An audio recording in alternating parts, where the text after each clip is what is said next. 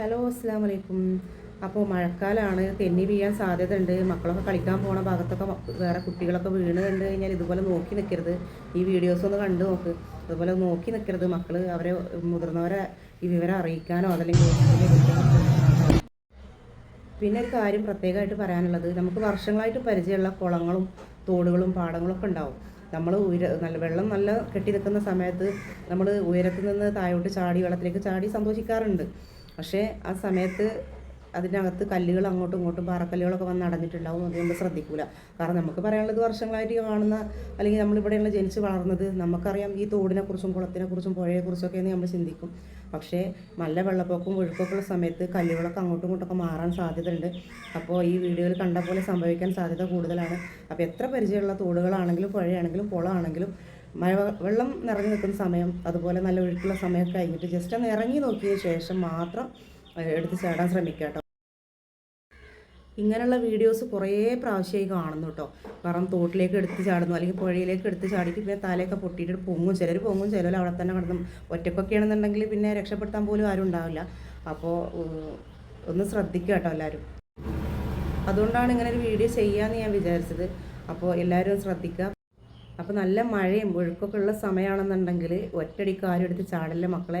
ഒന്ന് ഇറങ്ങി നോക്കി കല്ലുകളൊക്കെ അങ്ങോട്ട് നീങ്ങിക്കണമൊക്കെ നോക്കിയതിന് ശേഷം മാത്രം എടുത്ത് ചാടുക കേട്ടോ. ഇങ്ങനത്തെ അബദ്ധങ്ങളൊന്നും പോയി ചാടരുത്.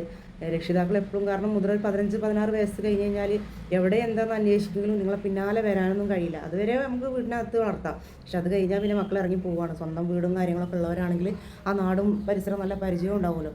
അപ്പോൾ മക്കൾ ഏതിലെങ്കിലുമൊക്കെ ഇറങ്ങിപ്പോകും. രക്ഷിതാക്കളാണെങ്കിൽ അത് ശ്രദ്ധിക്കില്ല. പറഞ്ഞാൽ കേൾക്കണ പ്രായമല്ല, പിടിച്ചു വെക്കാൻ പറ്റിയ പ്രായമല്ല. അപ്പോൾ അതുകൊണ്ട് മക്കളെ കാര്യം തന്നെ ശ്രദ്ധിക്കുക, സൂക്ഷിക്കുക. എനിക്കൊന്നും സംഭവിക്കില്ല, അതൊന്നും ഉണ്ടാവില്ല, എത്ര കാലമായി ഞാനൊക്കെ ഇവിടെ ജീവിക്കണോ, അങ്ങനെയൊക്കെയാണ് നമ്മൾ ചിന്തിക്കുക. പക്ഷേ നമുക്കും അപകടങ്ങൾ ഏത് നിമിഷം വരും. മാതാപിതാക്കളും തന്നെ എത്ര പ്രായമായാലും മക്കളെ ഇടക്കിടക്കൊന്ന് അന്വേഷിക്കുക എവിടെയാണ് എന്താണ്. കാരണം എന്നറിയോ, ഒരു 10-15 വയസ്സ് കഴിഞ്ഞ് കഴിഞ്ഞാൽ ആൺകുട്ടികൾക്ക് ഒരു പ്രത്യേകത ഉണ്ട്. അവിടെ വെള്ളം കൂടിയിട്ടുണ്ട്, ഇപ്പം മഴ കുറവുണ്ടല്ലോ, അവിടെ വെള്ളം നിറഞ്ഞിട്ടുണ്ട്, ഇവിടെ വെള്ളം നിറഞ്ഞിട്ടുണ്ട്, നമുക്ക് നീന്താൻ പോയാലോ എന്നൊക്കെ ചോദിച്ചിട്ട് അവർക്കതൊരു രസമാണ്. പക്ഷേ അപകടം ഇതിൻ്റെ പിന്നിലുണ്ട്, അത് മറക്കരുത് ആരും. പിന്നെ മക്കളോടും തന്നെ, മക്കൾ ഒരാൾ കൂട്ടത്തിലുള്ളതാവട്ടെ അല്ലെങ്കിൽ പരിചയമില്ലാത്ത കുട്ടികളായിരിക്കാം, ഒരാൾ കൺവെട്ടത്ത് വീണോ അല്ലെങ്കിൽ തലടിച്ച് വീണോ പറയുമ്പോൾ അതിങ്ങനെ നോക്കി നിൽക്കുന്ന കുട്ടികളെ കണ്ടിട്ടുണ്ട്. പക്ഷെ മക്കൾ ഒരിക്കലും അങ്ങനെ ചെയ്യരുത്. ആരായാലും, പരിചയമുള്ളവരാകട്ടെ പരിചയമില്ലാത്തവരാകട്ടെ, ഏത് മക്കളായാലും മുതിർന്നവരായാലും കൺമുന്നിൽ ഒരാൾ വീണ് കിടന്നാൽ അവരെ രക്ഷപ്പെടുത്താൻ ശ്രമിക്കുക, ഹോസ്പിറ്റലിൽ എത്തിക്കാൻ ശ്രമിക്കുക കേട്ടോ. അപ്പോൾ ഇങ്ങനെയുള്ള വീഡിയോസുകളൊക്കെ കാണുമ്പോൾ നമ്മുടെ മക്കൾക്കൊക്കെ ഒന്ന് കാണിച്ചു കൊടുക്കുക, മറ്റുള്ളവർക്ക് ഷെയർ ചെയ്ത് കൊടുക്കുക.